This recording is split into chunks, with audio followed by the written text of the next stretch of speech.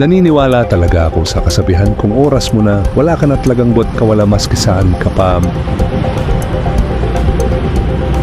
Obserbahan nyo itong baliw, lakad ng lakad at sinasalubong pa ang mga sasakyan pero hindi nasagasaan.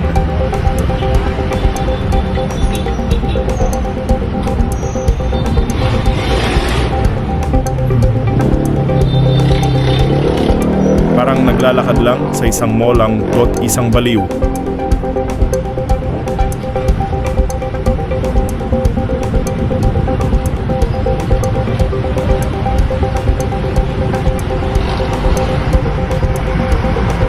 Samantalang isang bata, man ang tumawid sa eksaktong tawiran sa pedestrian lane.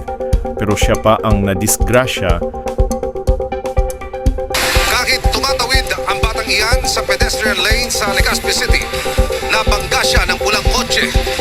Tumilapon at sumirko sa ere ang biktima. Let's pray for our